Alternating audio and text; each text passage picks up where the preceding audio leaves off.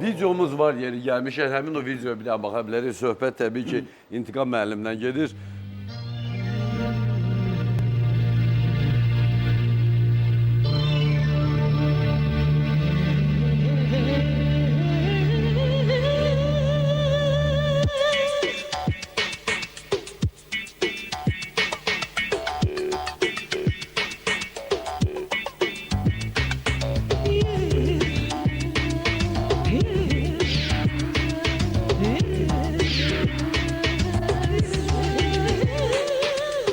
Ateş gibi dünya sandım,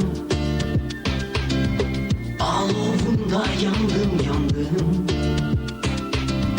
Her sözüne ben inandım.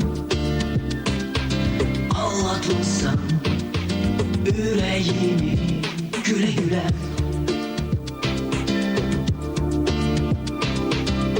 Vədə verdin mezardasan, necə dözüm deyilməzsən. Bilirəm ki aldadırsan. Həmin dövr.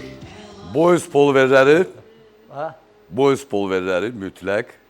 Altdan köynək mütləq olmalıydı. Yo, Hamımız elə giyinirdik. Gəldim çəkilişə gəldim həmişə kimi banki, kostyum, gözəl giyinib gəldim. Mübariz müəllim mahnını dinlədi, belə elədi. Mübariz müəllim redaktoru.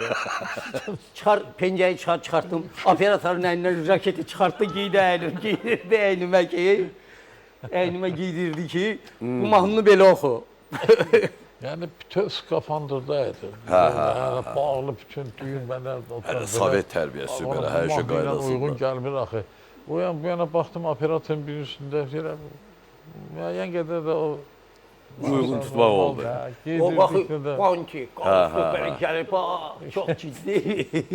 çox ciddi gəlmişdim çəkilişə.